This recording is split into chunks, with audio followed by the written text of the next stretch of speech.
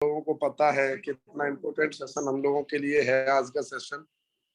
गुरुदेव का अनुभव, गुरुदेव का एक्सपीरियंस, गुरुदेव ने जो इतनी बड़ी टीम क्रिएट की है और डेली हम लोगों को एक पैनल के एक छत के नीचे लेकर के आ रहे हैं और बता रहे हैं कि भाई किस तरीके से हमें इस बिजनेस में एक बड़ी ग्रोथ लेनी है। और आज का सेशन हम सभी के लिए इतना इम्पोर्टेंट गुरुदेव ने रखा है कि डायरेक्ट सेलिंग बिजनेस में किस तरीके से बड़ी ग्रोथ ली जाए, जो कि इस बिजनेस का एक बेसिक है। प्रोस्पेक्टिव आज हम लोगों का एक पॉइंट गुरुदेव ने क्लियर करना है। और मैं ये समझता हूँ कि अगर आज के सेशन की गुरुदेव की बातें जिस लीडर ने भी समझी, तो ये निश्चित है कि इस बिजनेस में एक बहुत बड़ी ग्रोथ हम सभी ले पाएंगे। क्योंकि कहने को बस ये है कि प्रोस्पेक्टिंग, बट हमें ये नहीं पता कि इस बिजनेस में हमें किस तरीके से लोगों को तैयार करना है, इनवाइट करने के लिए, वो प्रमोशन करने के लिए। हर चीज का एक इस पूरे पूरे एक पॉइंट में कंप्लीट पैकेज है प्रोस्पेक्टिंग। हर एस्पेक्ट पे गुरुदेव हमें आज ये डिस्कस करने वाले हैं, बताने वाले हैं कि किस तरीके से हम लोगों को साथ लेकर के चल सके। कोई व्यक्ति हमें आसानी से किस तरीके से ज्वाइन कर सकता है, आसानी से हमारे संग किस तरीके से एक लंबे समय तक हमारे साथ डट करके चल सकता है इस बिजनेस में। क्योंकि जब तक हमें ऐसा बोला जाता है कि किसी भी फील्ड का मास्टर बनना है, बेसिक ही ना पता हो तो हम नहीं चल सकते।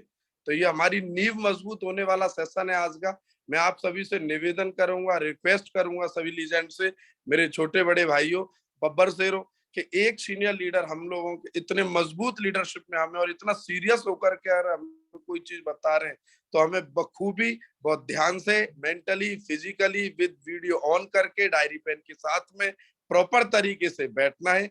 जो भी बातें गुरुदेव की लिखने नोट डाउन करने वाली उन्हें नोट करें, जो समझने वाली है उन्हें बिल्कुल छाप लें दिल और दिमाग में, जिससे कि उन्हें हम बखूबी फील्ड में इंप्लीमेंट कर। आज का सेशन मैं ये समझ सकता हूँ मोटिवेशन का नहीं है, समझने का है, कि जिससे कि हम चीजों को खुद पे इंप्लीमेंट करें।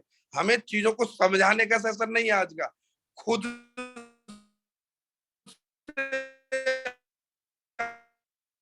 हमें तैयार करने का, एक बिजनेस में अपनी टीम को साथ लेकर के चलना है। तो आपके और गुरुदेव के बीच में मैं अभी ज्यादा बाधा नहीं बनूंगा।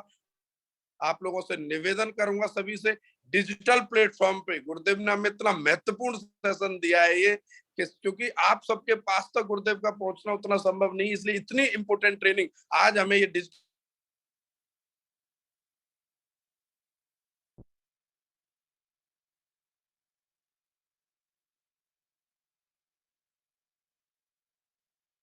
ऊपर करके क्लैपिंग करें म्यूजिक के साथ में। एक बार जोरदार तालियां गुरुजी।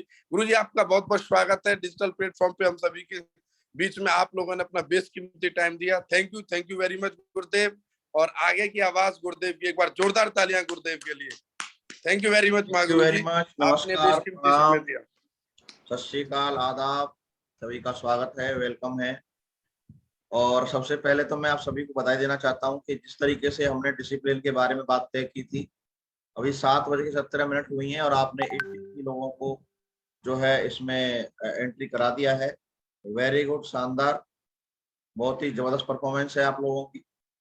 और मुझे लगता है कि 1-2 मिनट में ये हाउसफुल हो जाएगा, तो अपने आप ही मीटिंग लॉक हो जाएगी, तो मुझे लॉक करने की जरूरत नहीं पड़ेगी, आप ही लॉक कर सकते हैं। तो 7:20 पर ये मीटिंग आप इस तरीके से करें कि आपकी टीम के जितने भी लीडर्स हैं वो कहीं ना कहीं जो है, अगर उनको फोन करके उन्हें बुलाएं, क्योंकि आज का जो सेशन है वो काफी इम्पोर्टेंट है और समझने का सेशन है। क्योंकि जो भी लंबी रेस के घोड़े होते हैं, तो उनको जो है कहीं ना कहीं एक जो है मौका मिलता है इस बात का। और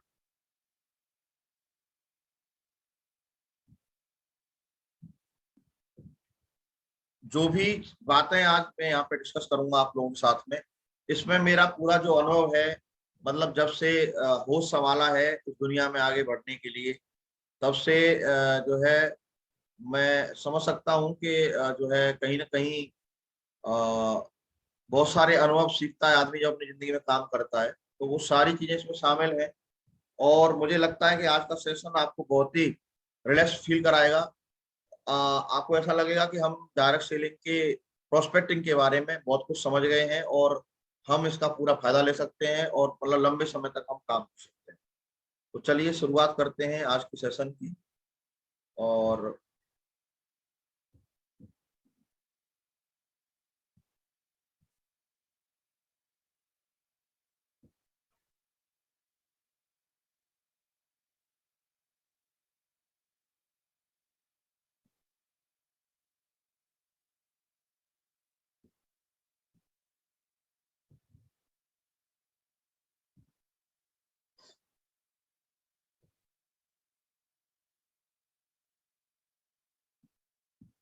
एक मिनट दीजिए, मुझे स्लाइड शेयर करने में थोड़ा समय लग रहा है।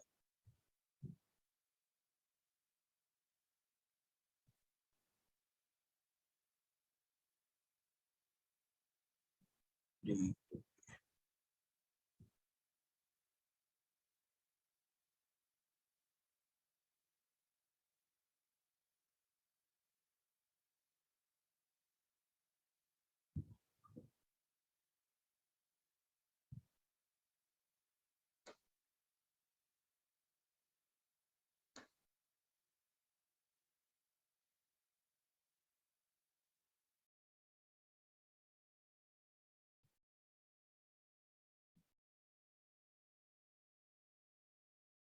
आपको दिख रही है स्लाइड?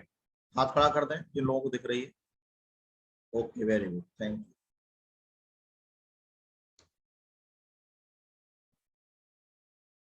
चलिए, बहुत बढ़िया। तो डायरेक्ट सेलिंग में सफलता लेने के लिए सबसे पहले जरूरी होता है कि हम लोग जो है कहीं ना कहीं, जब तक हम ये नहीं सीखेंगे कि प्रोस्पेक्टिंग कैसे होती है, तब तक वो बहुत सारी चीजें हम सफलता पूर्वक नहीं कर सकते और हमें नॉलेज नहीं मिल सकती। उसके लिए बहुत जरूरी है कि हमें ये पता हो कि हम प्रोस्पेक्टिंग कैसे करें। डायरेक्ट सेलिंग में प्रोस्पेक्टिंग एक बहुत महत्वपूर्ण अंग होता है और बहुत सारे लोग प्रोस्पेक्टिंग को समझ नहीं पाते हैं। और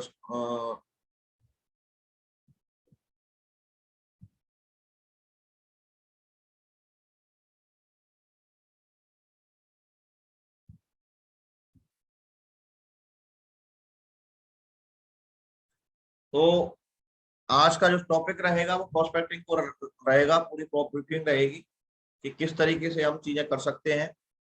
तो चलिए, आज थोड़ा नेट की प्रॉब्लम हो सकती है बीच बीच में, क्योंकि नेट डिस्टर्ब कर रहा है, कल से बारिश हुई है तो डिस्टर्बेंस हो गया थोड़ा सा। तो आप थोड़ा सा उसमें ध्यान रखें अपना। और बहुत बढ़िया, कॉन्ग्रेचुलेशन, 7 20 पर 94 लोग, बहुत ही शानदार परफॉर्मेंस, ग्रेट, जबरदस्त, जिंदाबाद, बहुत बढ़िया। 95 बढ़ते चले जा रहे हैं, ग्रेट ग्रेट। और मुझे लग रहा है कि अगले 1 मिनट में इस मीटिंग शायद जो है अपने आप ऑटोमेटिक लॉक हो जाएगी। बहुत बढ़िया, शानदार। तो चलिए अभी प्रोस्पेक्टिंग की तरफ बढ़ते हैं, आगे बढ़ते हैं। प्रोस्पेक्टिंग करने से पहले ये जाने कि एथिकल डायरेक्ट सेलिंग कैसे करें, क्योंकि बिना ये जाने कि एथिकल डायरेक्ट सेलिंग क्या है, तब तक हम प्रोस्पेक्टिंग नहीं सीख सकते, जब तक हम ये ना समझ पाए कि वाकई में जो एथिकल डायरेक्ट सेलिंग है वो है क्या। क्योंकि हम एक लंबे समय के बिजनेस में हैं, 15 से 20 साल एक आदमी को, जैसे मैं कल गुरुदेव को, आप लोगों ने सेशन अटेंड किया गुरुदेव का, तो गुरुदेव ने बोला कि मुझे सितंबर में 18 साल कंप्लीट होने जा रहे हैं। यानी इसका मतलब ये है कि मुझे वहां से एक मैसेज मिला कि 18 साल का होने के बाद में तो आदमी को होश आता है, और इस इंडस्ट्री में अगर आदमी 18 साल तक टिक जाए तो वो बालिग हो जाता है। और वो बालिग हो जाता है तो उसको हम समझदार बोल सकते हैं ना, मैच्योरिटी बोल सकते हैं उसको। तो 18 साल की जो बालिग की उम्र है, हम डायरेक्ट सेलिंग में भी हासिल करने के लिए आगे बढ़े तो गुरुदेव की तरह यूनिवर्सल क्राउन एम्बेसडर बनने का मौका मिलता है। और जिंदगी में बहुत सारी खुशहाली आती है, बहुत सारा चैन आता है, बहुत सारा अमन आता है ना, बहुत सारा गट फीलिंग आती है। तो ये सारी चीजें आती हैं। अच्छा, सबसे पहली बात मैं बताना चाहूंगा कि हम ये जानते हैं कि हमारी जो कंपनी सेफ शॉप है, उसका मुख्य जो कार्य है वो है प्रोडक्ट सेलिंग, सामान को बेचना। और कोई भी सामान जो होता है वो, जो मैंने समझा है अभी तक, वो ये है कि 2 प्रकार से उसको किया जा सकता है। अपने अपलायनों के माध्यम से मुझे जो भी प्रेरणा मिली, जो भी ट्रेनिंग मिली, वो सब चीजें जो है कहीं ना कहीं सीखने का एक माध्यम रहती हैं। तो गुरुदेव के द्वारा ये जानने का मुझे मौका मिला, बहुत सारी चीजें पर्सनल जब हम एक्सपीरियंस लेते हैं उसका मौका मिला। तो सबसे पहला काम है जो डायरेक्ट सेलिंग में, प्रोडक्ट सेलिंग होती है, वो होता है सेल्फ रिकमेंडेशन। कोई भी व्यक्ति जो है इस बिजनेस में ज्वाइन होता है, तो ज्वाइन होने के बाद में जो हम एक बात बोलते हैं, एक तो आदमी करता है खर्चा और दूसरी करता है चर्चा। तो हमने कोई भी प्रोडक्ट लिया, उस प्रोडक्ट को हमने यूज किया, और यूज करने के बाद में वो प्रोडक्ट अगर हमें अच्छा लगता है तो हम उसकी चर्चा करते हैं। जैसे मान लीजिए कि आपको कोई व्यक्ति बोले किसी भी शहर में जहां आप रहते हैं, वहां किसी हलवाई का नाम ले, तो आप उस हलवाई का नाम लेना पसंद करेंगे जिस हलवाई का बढ़िया से बढ़िया जो प्रोडक्ट होता है, बढ़िया मतलब क्वालिटी होती है, उसके बारे में आप तारीफ करना जरूर करेंगे। कोई आप कचौड़ी के बारे में पूछेगा तो आप उस हलवाई को रिकमेंड करेंगे जिसकी कचौड़ी अच्छी बनती होंगी, या उस दुकान को रिकमेंड करेंगे जिसकी कचौड़ी अच्छी बनती होंगी। यानी जब जब हमने खर्चा किया है तब तब हमने चर्चा चर्चा के जो है अपने काम को जारी रखा है। हम कहीं घूमने के लिए जाते हैं तो अगर हमें वहां अच्छा लगता है तो कहीं ना कहीं जो है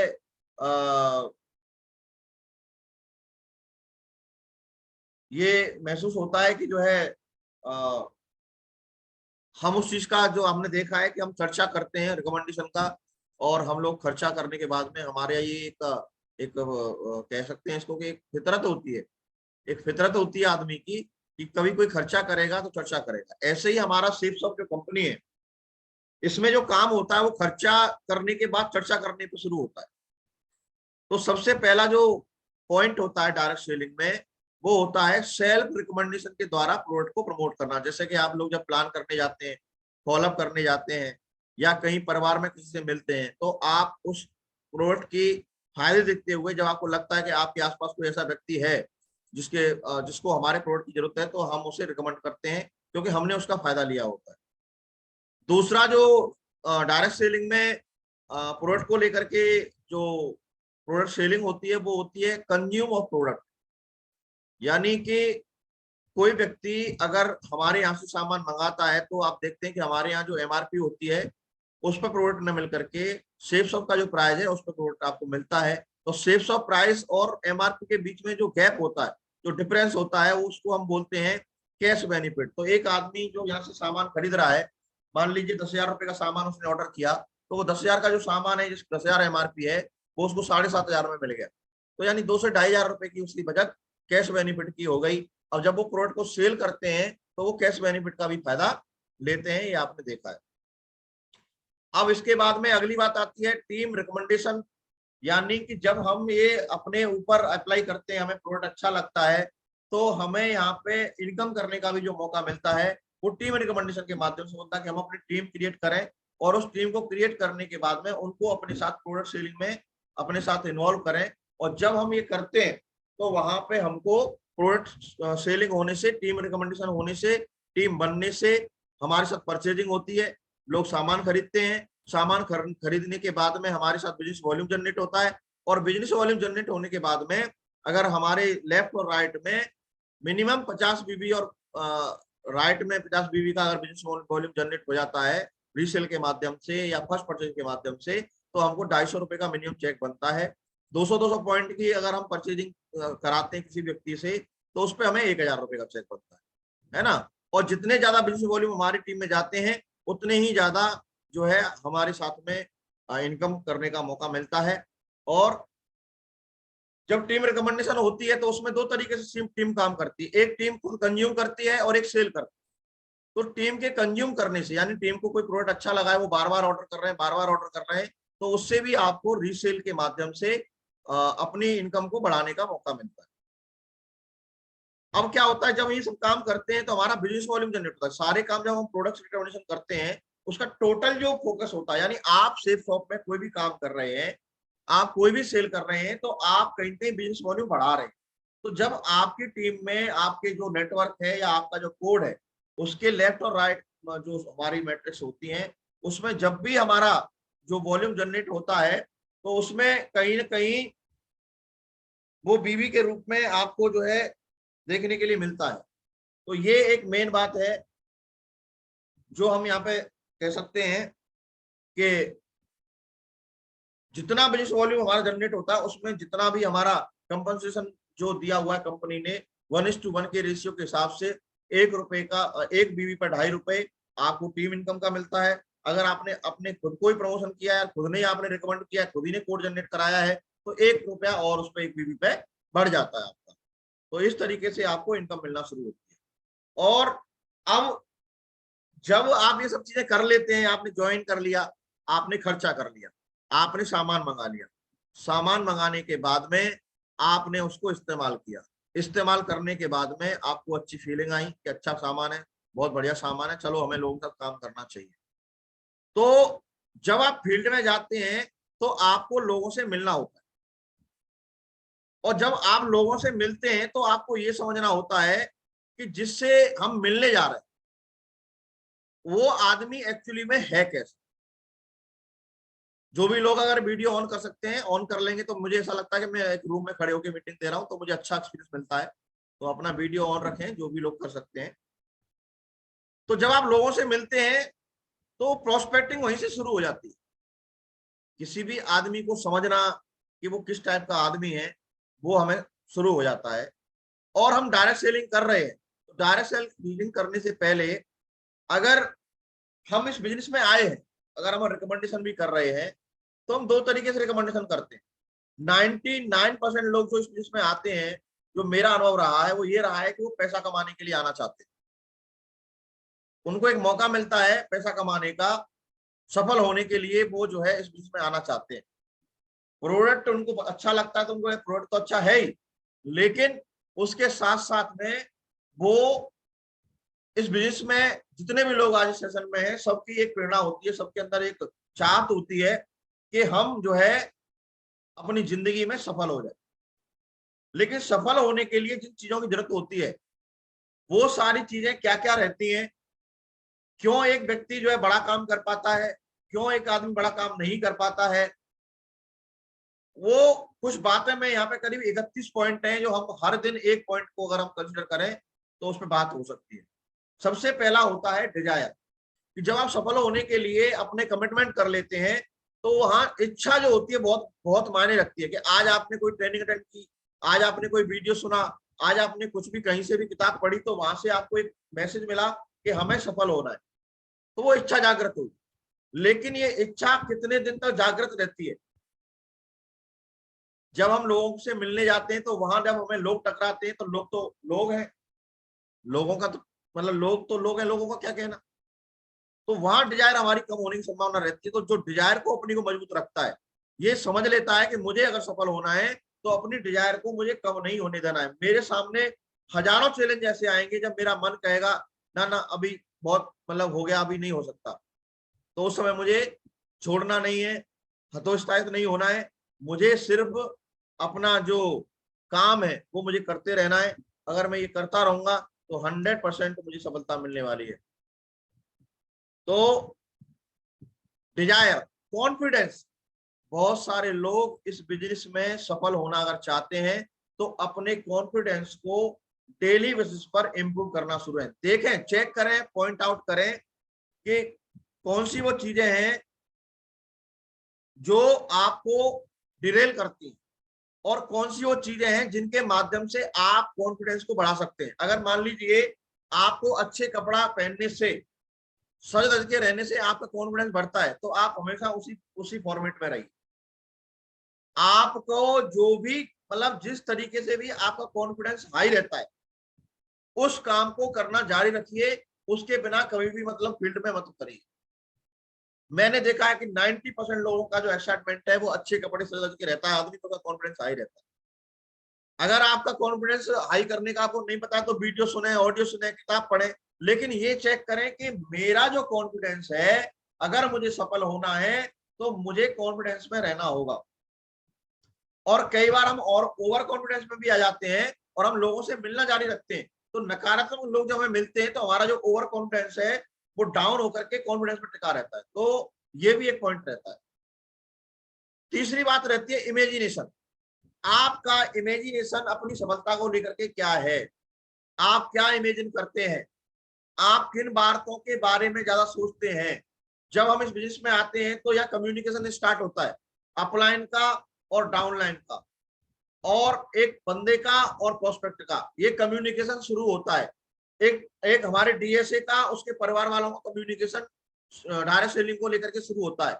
एक डीएसए का और एक रिश्तेदार का जो रिलेशन या कम्युनिकेशन जो होता है वो डायरेक्ट सेलिंग को लेकर शुरू होता है। तो जब आपके सामने नकारात्मक चीजें आती हैं, आपको लोग बोल रहे हैं कि आपका इसमें कुछ नहीं होगा, उसको देखो उसका क्या हुआ, उसको देखो उसका क्या हुआ, तो वो आपके इमेजिनेशन को खराब कर रहे हैं। तो आप जिस समय पर मैं इस बिजनेस में आया था तो मेरा भी इमेजिनेशन खराब करने की कोशिश की गई। कभी दोस्तों ने खराब करने की कोशिश करी, कभी किसी अपने ने खराब करने की कोशिश करी, लेकिन अपना एक ही नियम था कि भाई अगर हमें सफल होना है दुनिया में, तुम्हें हमें सफलता दिलाने के लिए कोई भी आगे नहीं आने वाला है। हमको खुद ही अपनी मदद करनी पड़ेगी और खुद को अपना इमेजिनेशन इस तरीके से हाई करना पड़ेगा जिससे कि हमारे हम जो बोलेंगे वो चीजें होंगी। तो इमेजिनेशन हम अपना तगड़ा रखें। क्या देखते हैं हम, क्या विजुलाइज कर रहे हैं? जब भी हम इमेजिनेशन कर रहे हैं तो हमारी टीम को लेके हमारा इमेजिनेशन क्या चल रहा है? मेरी टीम खराब है, मेरी सुनती नहीं है, मेरे प्रोस्पेक्ट खराब है, मुझे अच्छे प्रोस्पेक्ट नहीं मिल रहे, मुझे बढ़िया टीम नहीं मिल रही, मैं कुछ भी कर नहीं पाऊंगा। अगर हमारा ये इमेजिनेशन है तो आप समझिए कि इस इमेजिनेशन को चेंज करने की जरूरत है। आप बोले कि आज नहीं तो कल मुझे दमदार लोग मिलेंगे, मेरी टीम में दमदार लोग आएंगे, मुझे दमदार प्रोस्पेक्ट मिलेंगे, एक दिन मेरी भी दमदार पर्सनैलिटी होगी, मुझे देख करके लोग वाह वाह करेंगे। आप जब अपने इमेजिनेशन पे काम करते हैं तो आप सफल होने के लिए तैयार हो जाते हैं। और प्रोस्पेक्टिंग करने से पहले सबसे पहले जो चीजें मैं यहाँ पे बता रहा हूँ, ये चीजें आपके अंदर होना बहुत जरूरी है। चाहे इनका 5% आपके पास में हो, मैं ये नहीं कह सकता कि आप 100% इसको कवर कर लेंगे, लेकिन अगर इन चीजों को दिमाग में रखेंगे और इन बातों को याद रखेंगे कि ये चीजें हमें अपनी जिंदगी में सफलता दिलाने वाली है, तो आपको 100% उसका फायदा मिलने वाला है। अगला पॉइंट आता है अवेयरनेस। जब हम डायरेक्ट सेलिंग में आ जाते हैं तो हमें अवेयर होना भी जरूरी होता है, नहीं तो कोई भी एरा गहरा नत्थु खेरा आकर के हमें डिरेल कर सकता है, हमें हमारे मन को जो है डाउन कर सकता है।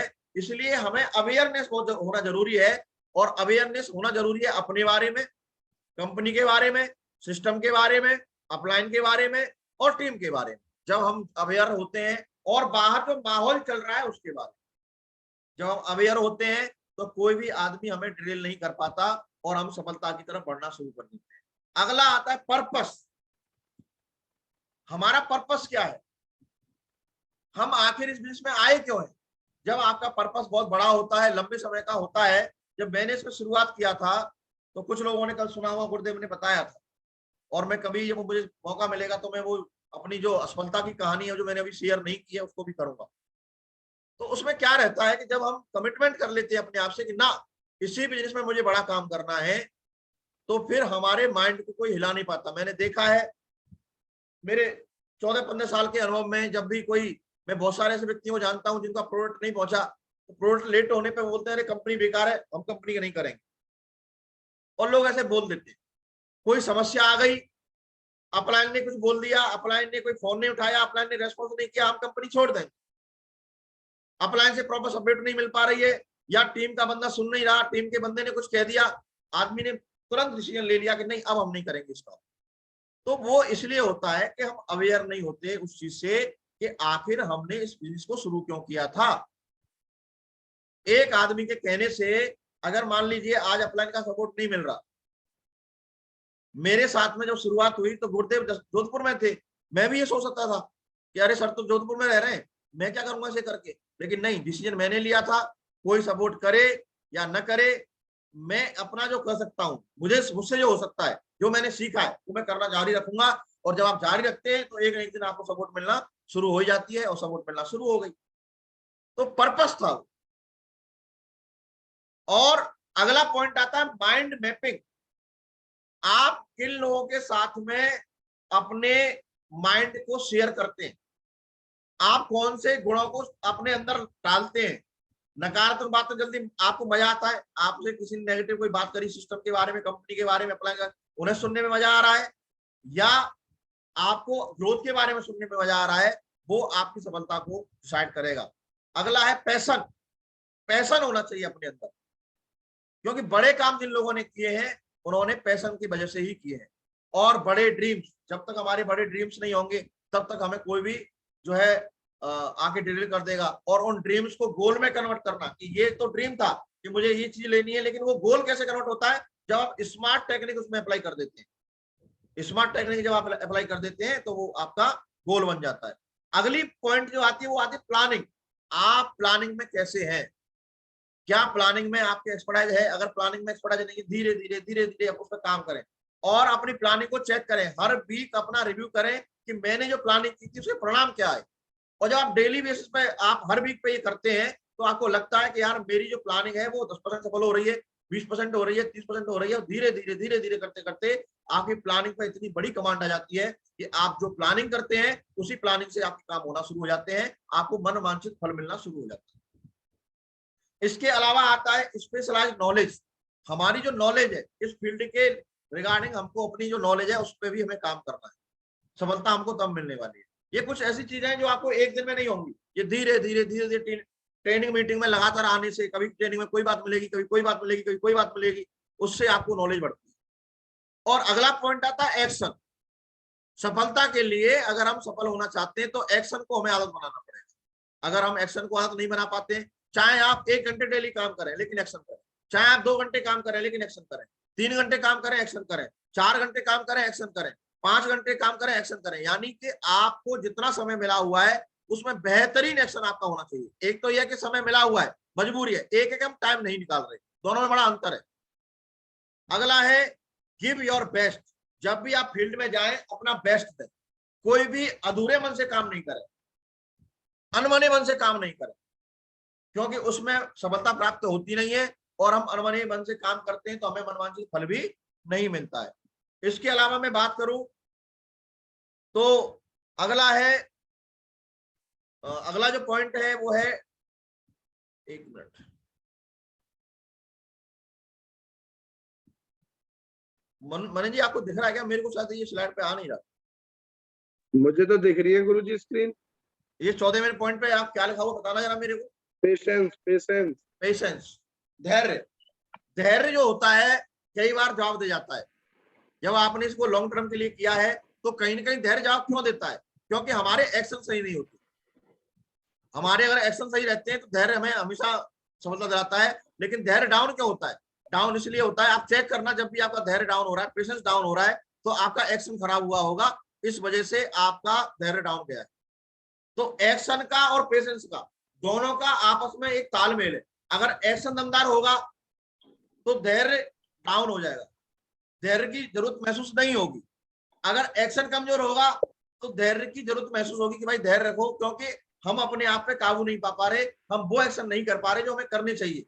कोई चीज हमारे आड़े आ रही है, हो सकता है हमारा घर आड़े आ रहा हो, परिवार आड़े आ रहा हो, हमारी फाइनेंशियल पोजीशन आड़े आ रही हो, कोई ना कोई चीज आड़े आती है जिस वजह से धैर्य रखने की बोला जाता है।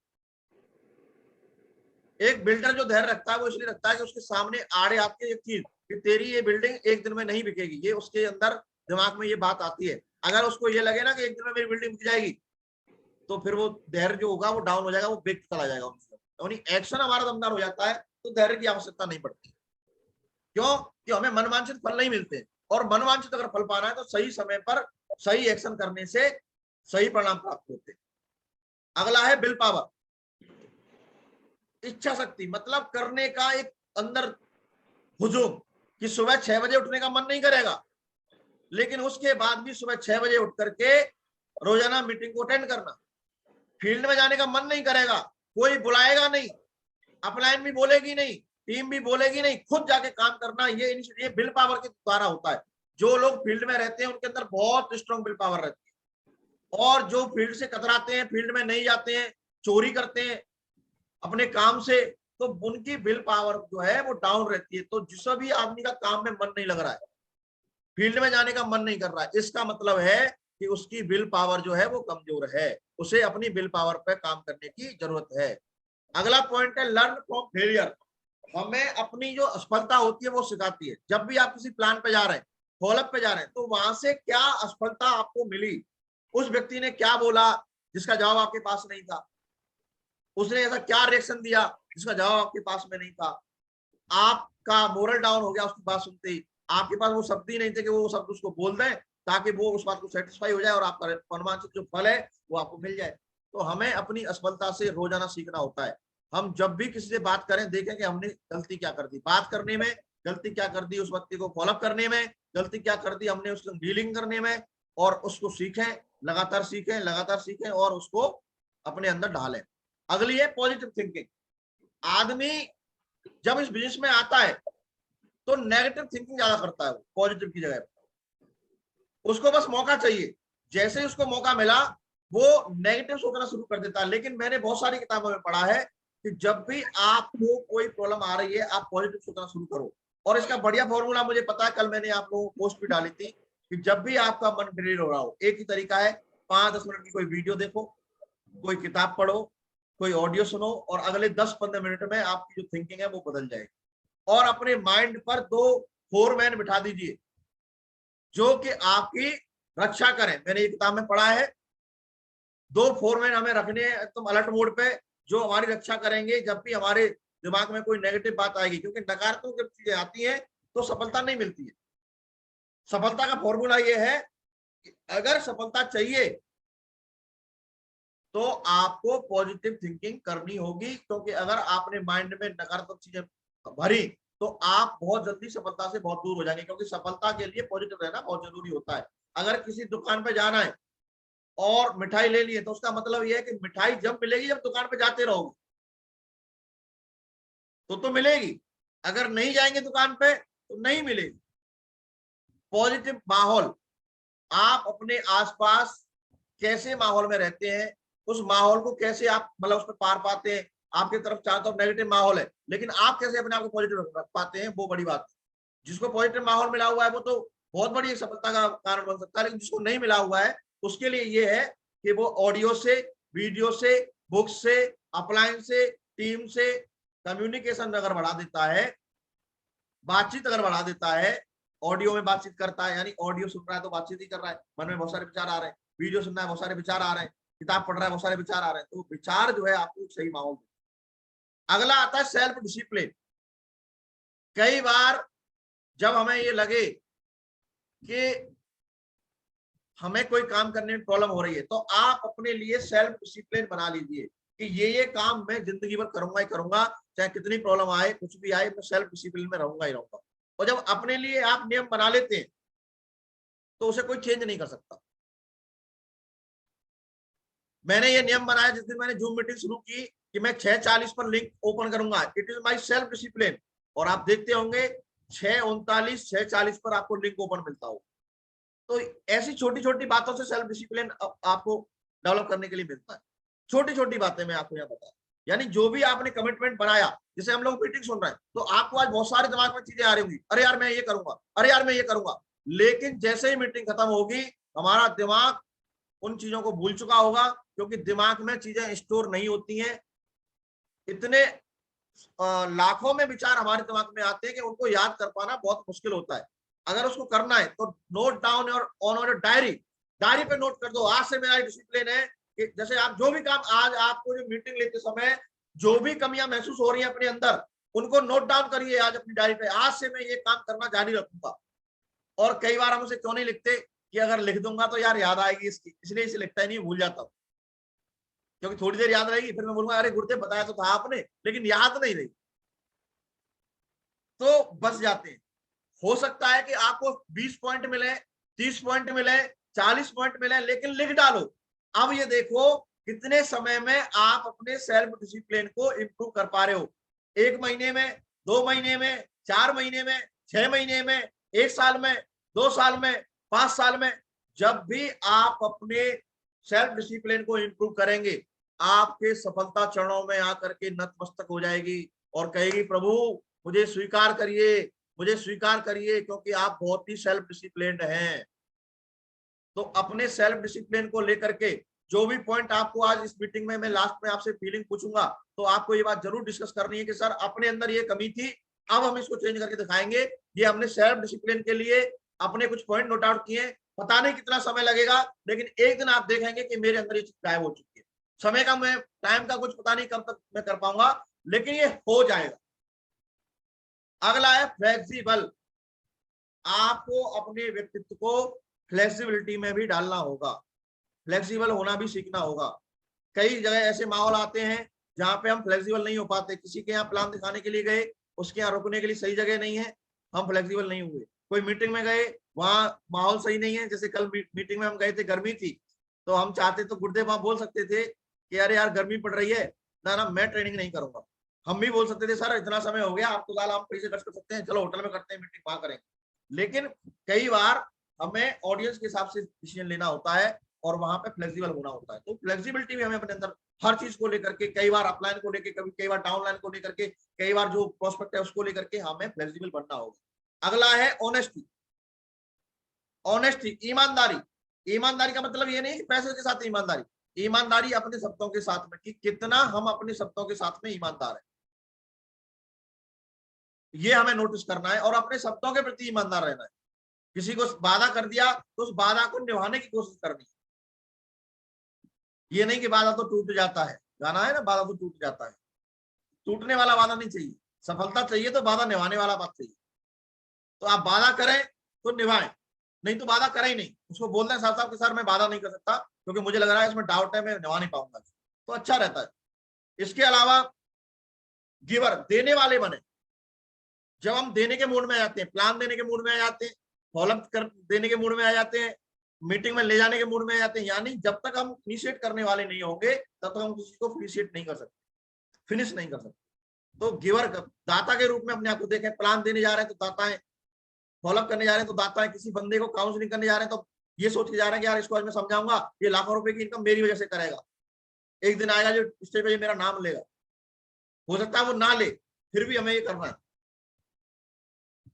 सेल्फ स्टीम, आत्मविश्वास बहुत बड़ी चीज है। अपने बारे में अपना नजरिया अच्छा होना बहुत जरूरी है। जिन लोगों के नजरिए खराब रहते हैं अपने बारे में, इतनी मतलब नेगेटिव बातें, मैं कई लीडरों को देखता हूं उनके पास इतना नेगेटिव अपने अपने बारे में, वो इतना नेगेटिव सोचते हैं, इतना नेगेटिव सोचते हैं कि पूछो मत। जब भी नेगेटिव चीजें आ रही हैं, अपना सेल्फ इमेज ही डाउन है। अरे मेरी तो कोई परिवार में इज्जत नहीं है, मेरी तो टीम में कोई इज्जत नहीं है, मेरी तो जो है मेरे खानदान में कोई इज्जत नहीं है, मैं पैसे वाला नहीं हूं, मैं गरीब हूं, इसलिए अपलाइन मुझसे ढंग से बात नहीं करता, अगर मैं अमीर होता तो अपलाइन भी करता, मैं बहुत तेज नहीं हूं, मुझे अच्छा बोलना नहीं आता, मुझे, ये जो चीजें आपके अंदर आ रही है तो आप समझ जाओ आपका जो आत्मसम्मान है वो डाउन है, आपकी सेल्फ जो इमेज है वो डाउन है। उसको हमें हाई रखना है। कोई बात नहीं सर, आज मेरा प्लान करना नहीं आता, लेकिन आज से मैं ये कमिटमेंट लेता हूं, अपने आप से सेल्फ डिसिप्लिन का एक कमिटमेंट बनाता हूं कि आज से मैं अगले 10 दिन के अंदर अपने प्लान को सीख जाऊंगा, अगले 10 दिन के अंदर मैं फॉलोअप सीख जाऊंगा, अगले 10 दिन के अंदर मैं एफआईएम सीख जाऊंगा, अगले 10 दिन के लिए साइन अप करना सीख जाऊंगा, अगले 10 दिन में मैं टीम को, अपनी टीम में 2 लोगों से इतने अच्छे संबंध बना लूंगा कि उनके साथ मिलकर के मैं टीम अपने आप को झोंक दूंगा।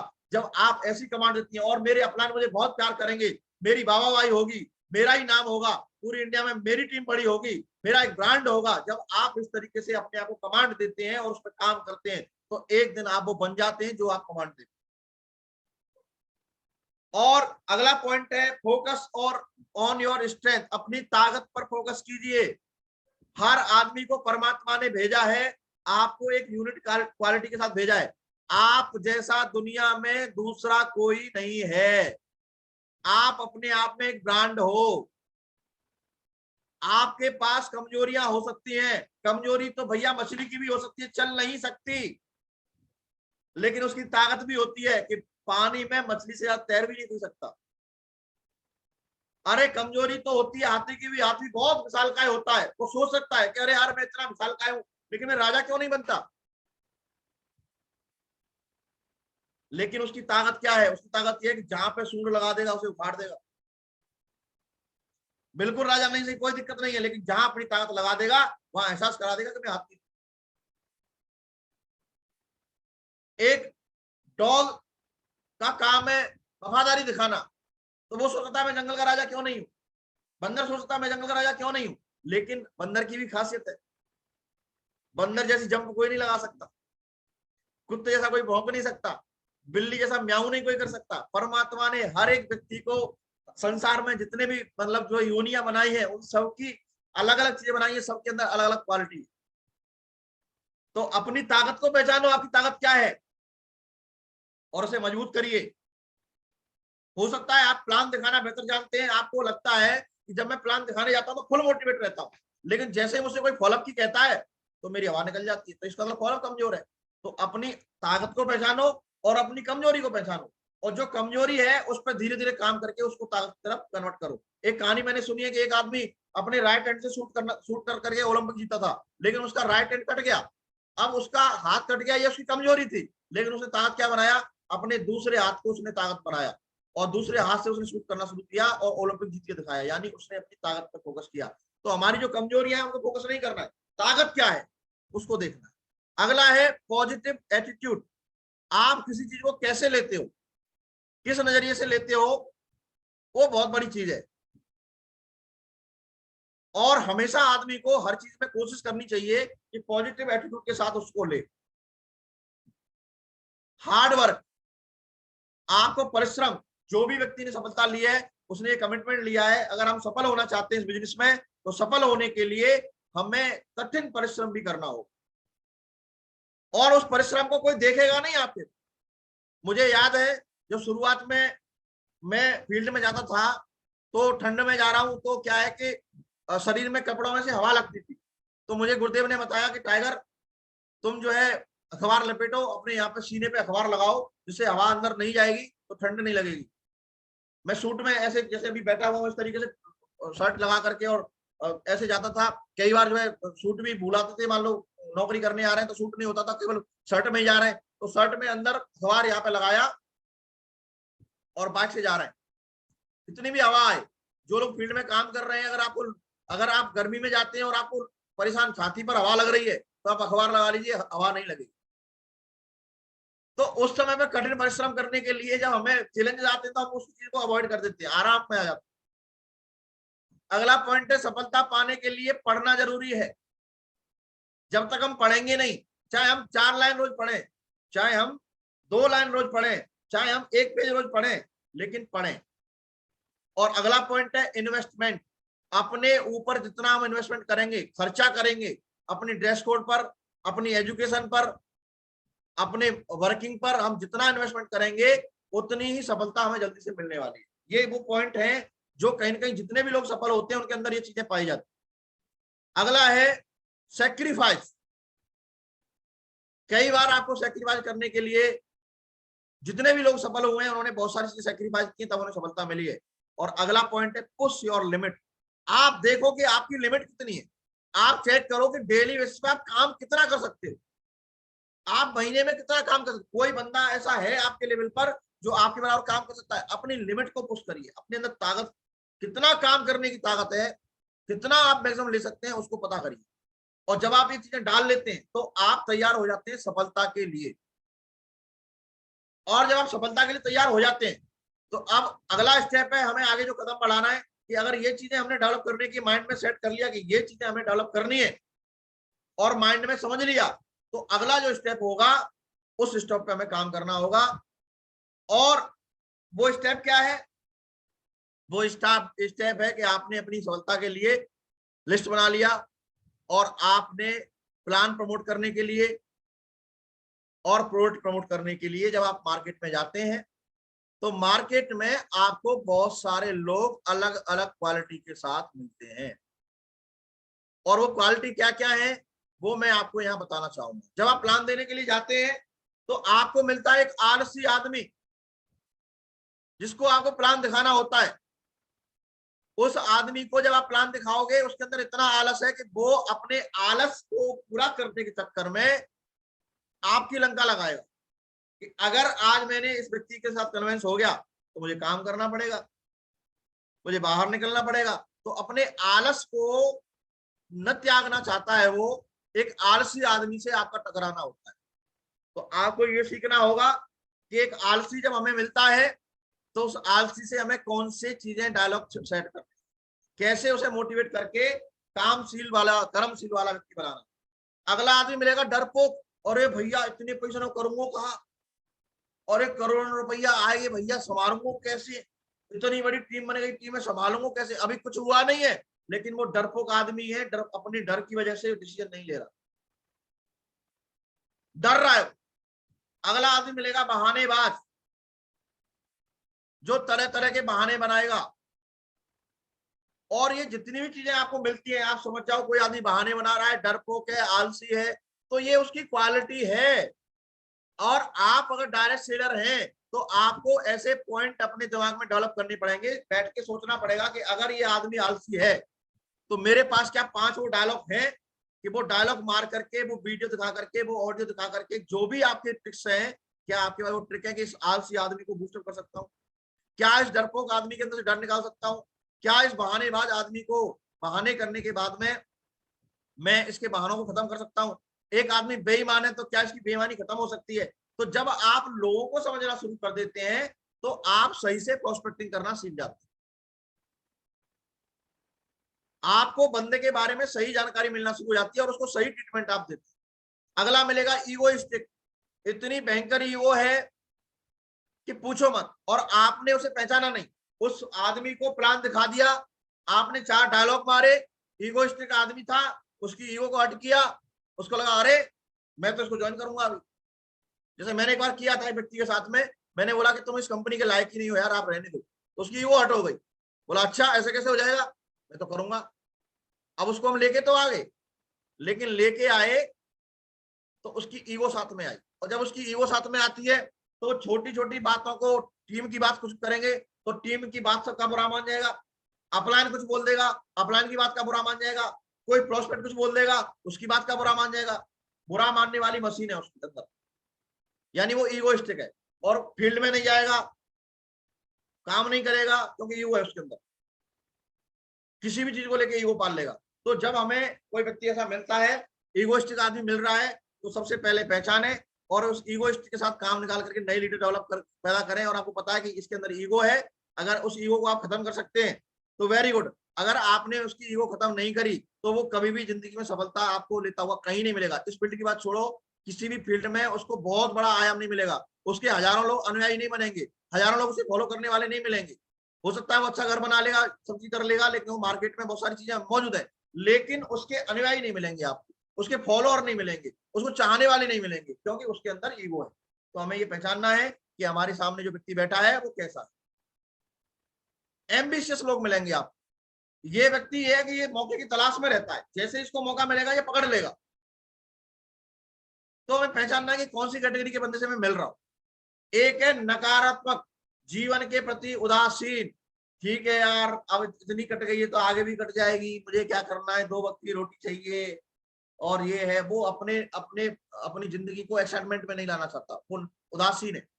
ऐसा आदमी है कि आपको बात करने का भी मन नहीं कर रहा उससे, बोले यार ये तो इसके पास आके तो मैं भी, तो हमें समझना है कि कैसे उसके पास हम बैठ, और ये मिलेंगे ही मिलेंगे।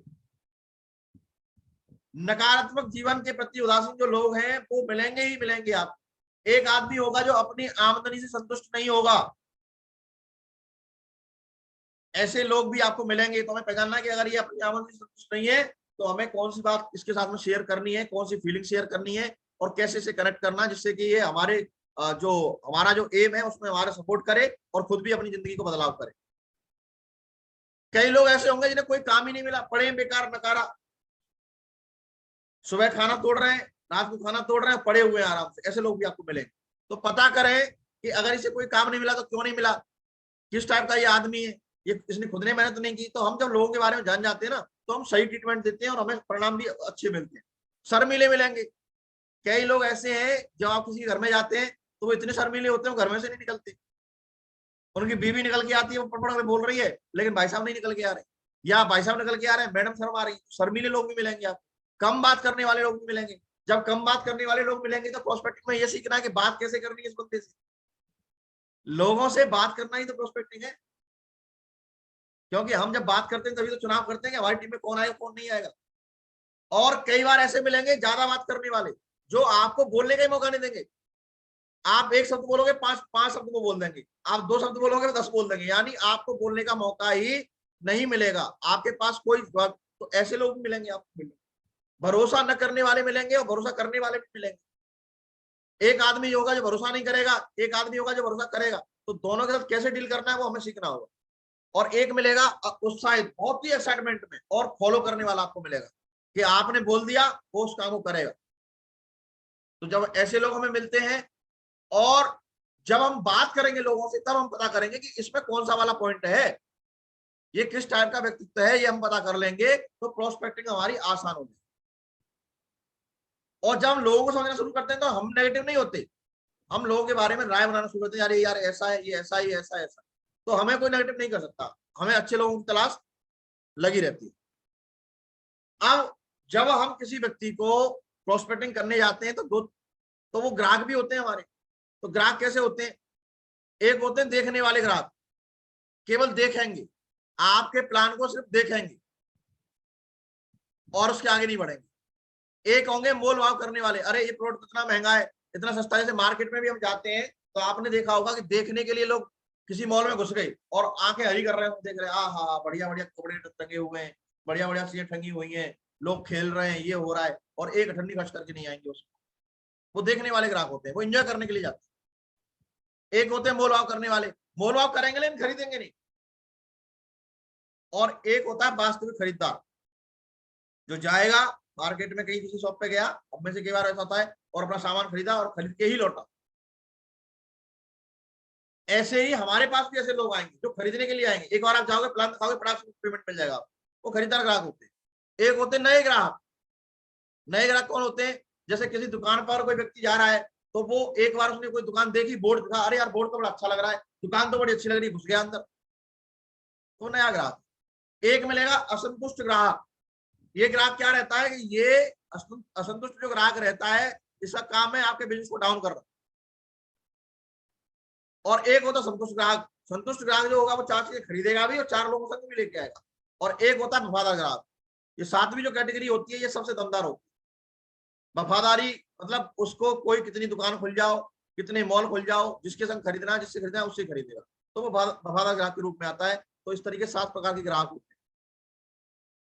अब हमें समझनी है कि हमारी जो सेल्स प्रोसेस होती है वो होती क्या है। तो सबसे पहले जो प्रोसेस आती है, जिसका मैं आज बात कर रहा हूं, वो आती है प्रोस्पेक्टिंग। सबसे पहले शुरुआत यही से होती है। और फिर दूसरा पॉइंट आता है प्रिपरेशन। आपने प्रोस्पेक्टिंग कर ली, अब आप तैयारी करोगे कि ये सेल मुझे कैसे क्लोज करनी है। उसके लिए आप करोगे अप्रोच, और जब आप अप्रोच करोगे तो आप वहां दिखाओगे प्रेजेंटेशन, और जब प्रेजेंटेशन दिखाओगे तो वहां से आएगा ऑब्जेक्शन, और जब ऑब्जेक्शन आएगा तो आप फॉलोअप करोगे, और फॉलोअप करने के बाद में आपकी सेल क्लोज हो जाएगी। ये प्रोसेस होती है किसी भी सेल को क्लोज करने की। दुनिया में जितनी भी सेल होती है इसी प्रोसेस के थ्रू होती है। अगर आप ग्राहक बन करके किसी दुकान पे भी जाते हैं ना, तो ये प्रोसेस होती है उसमें। वो पहले पहचानेगा कि आप है कैसे व्यक्ति। वो आपको बोलेगा, अच्छा भाई साहब मैं आपको महंगा वाला दिखाता हूँ, आपको मैं, आपकी रेंज क्या है, वो पूछता है। आपने देखा होगा जब भी आप फील्ड में जाते हैं तो लोग पूछते हैं आपसे, दुकान वाले, भाई साहब कितनी रेंज में लेना चाहते हो। और आप जब खुलते नहीं है तो फिर वो दिखाना शुरू करता है, और वो देखता है कि आप कौन से पे हाथ रख रहे हो। और कम, अगर आप कम पैसे वाले पे रख रहे हो तो समझ जाता है ये कम पैसे वाला खरीदना चाहता है, तो आपको उस रेंज से आगे दिखाएगा ही नहीं, और बोलेगा सर उस रेंज से अगर इससे बढ़िया चाहिए तो थोड़ा रेंज बढ़ जाएगी, पैसे बढ़ जाएंगे। चेक करता है वो। तो यानी वो क्या कर रहा है, प्रोस्पेक्टिंग कर रहा है कि मेरा जो कस्टमर है वो आखिर है कैसा। फिर वो प्रिपरेशन करता है, ये कपड़ा देखिए, ये कपड़ा देखिए, ये कपड़ा देखिए, है ना। और अप्रोच कर रहा है कि सर ये वाला ले लो, ये तो फलानी सलमान खान पहनता है, ये वो पहनता है, अपनी प्रेजेंटेशन दिखा रहा है।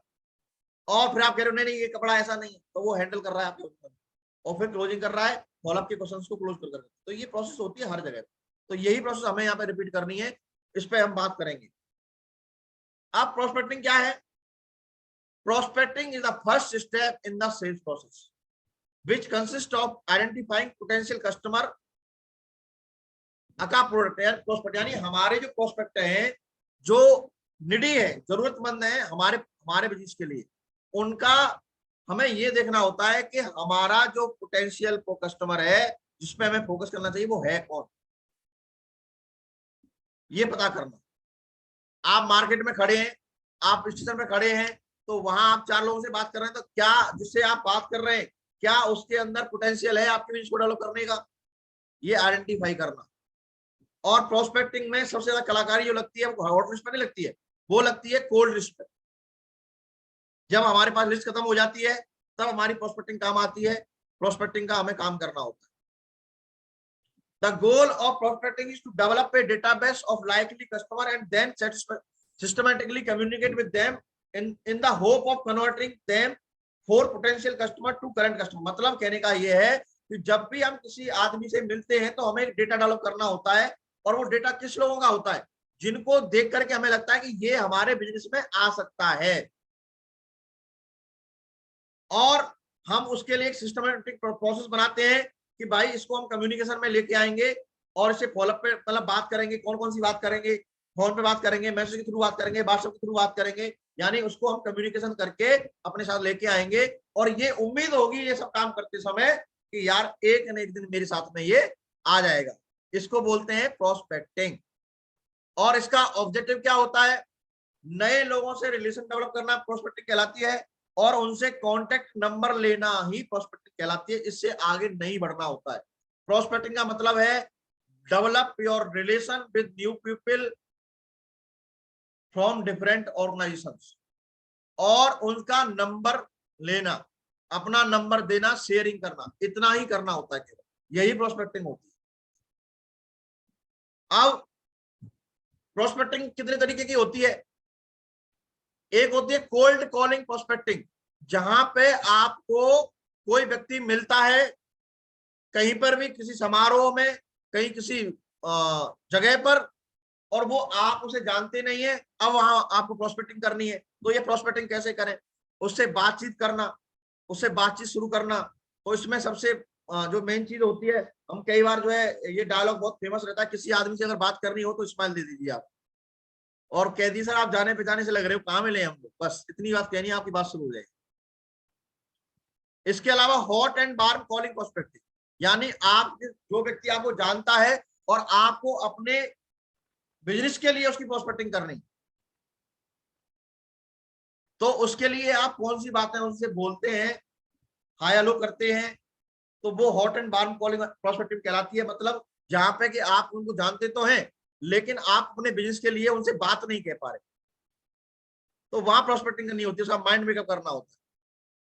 सोशल मीडिया प्रोस्पेक्टिंग होती है। सोशल मीडिया प्रोस्पेक्टिंग जो होती है, इसके लिए अगर आपका जो IQ है वो मजबूत नहीं है, तो आप सोशल मीडिया प्रोस्पेक्टिंग नहीं कर सकते। इसके लिए आपको मजबूती से, क्योंकि कोई भी आदमी आएगा, आप में अगर बड़े विचार नहीं है, बड़ा विजन नहीं है, तो कोई भी आके आपको खुश कर देगा।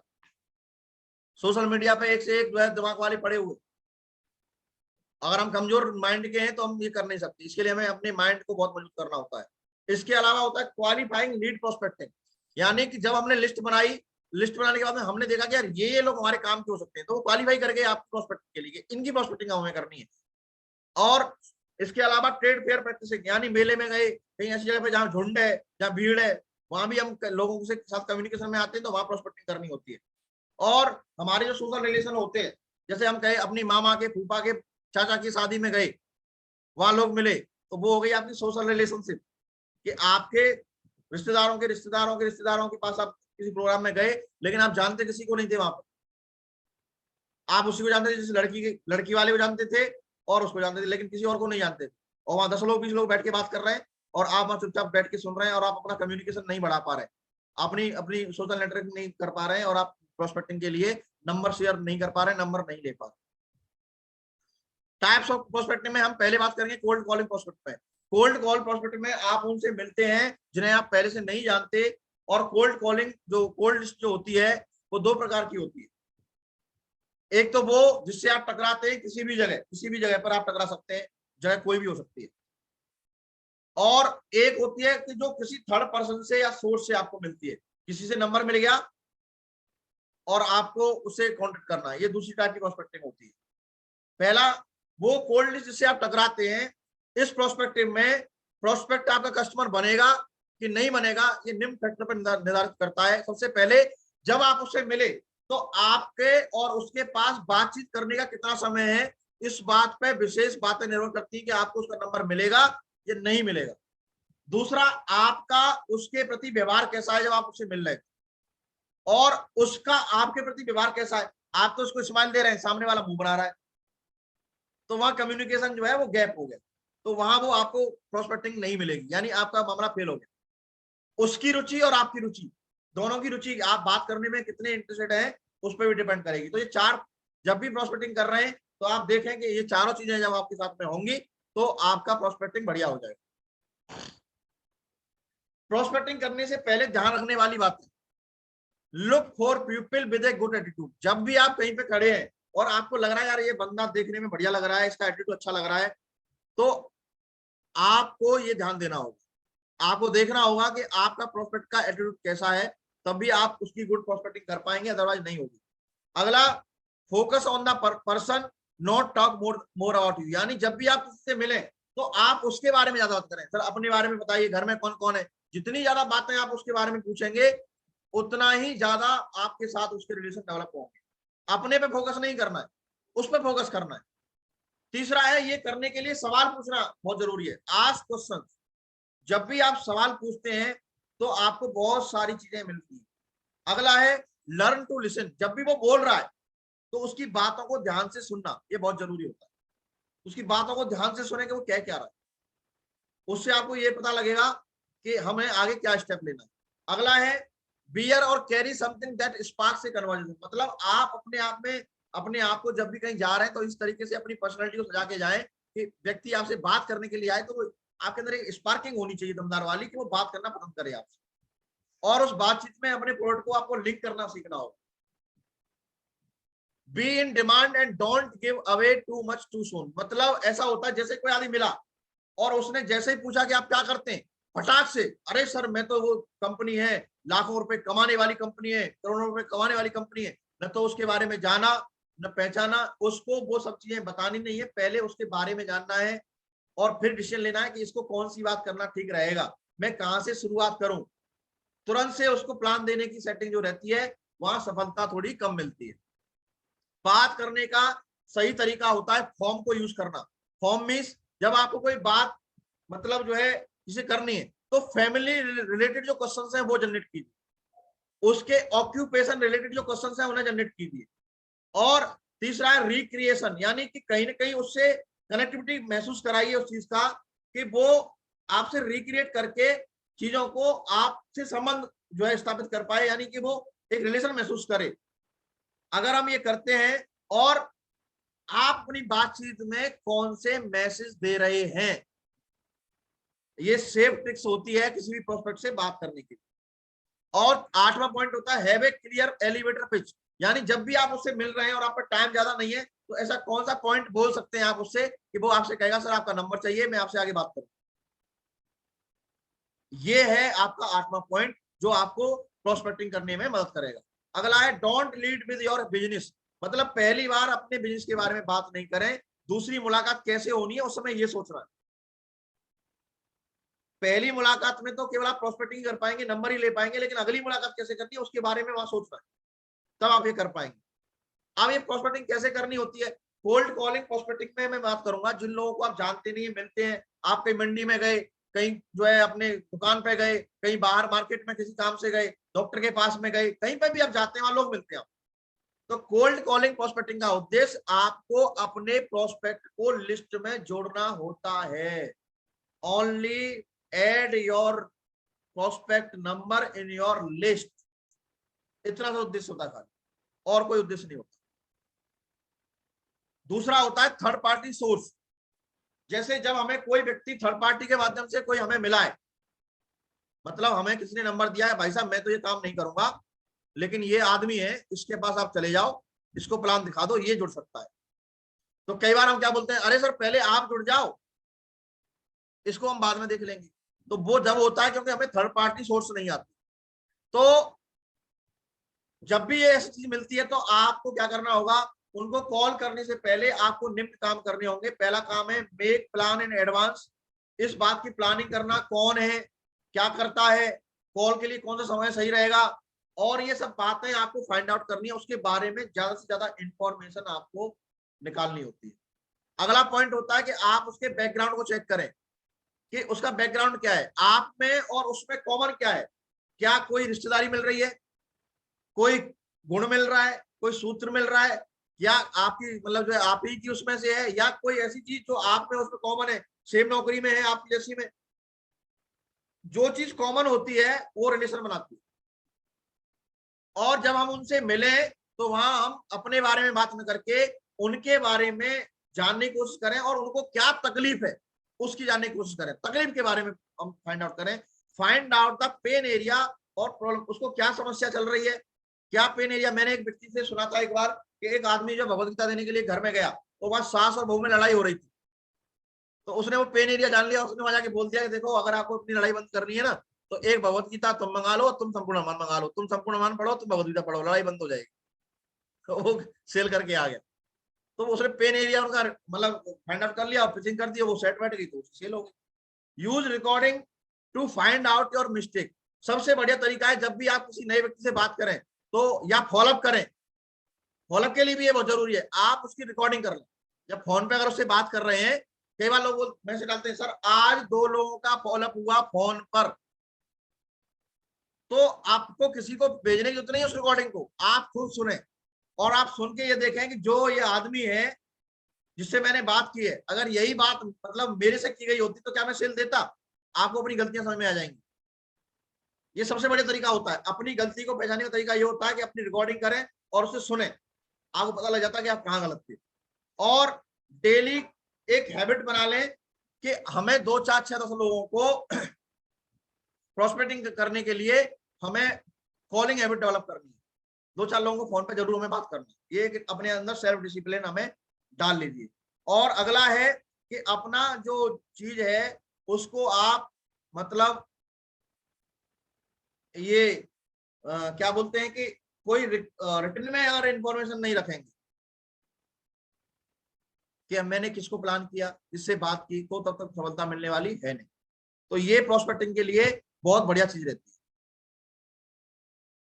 आखिर डायरेक्ट सेलिंग में प्रोस्पेक्टिंग की लिस्ट डीएसए क्यों नहीं बनाते हैं और लिस्ट होने के बाद में भी प्रोस्पेक्टिंग नहीं करते? मतलब मैंने देखा है कि लोगों के पास लिस्ट है या उनके पास समय है प्रोस्पेक्टिंग करने का, लेकिन वो क्यों प्रोस्पेक्टिंग नहीं कर रहे, वो क्यों चीजें नहीं कर रहे? क्योंकि उनके अंदर या तो आलस है, या डर है, या जगह है, या नॉलेज की कमी है, विश्वास की कमी है, ना नहीं सुन सकते इसलिए प्रोस्पेक्टिंग नहीं कर रहे।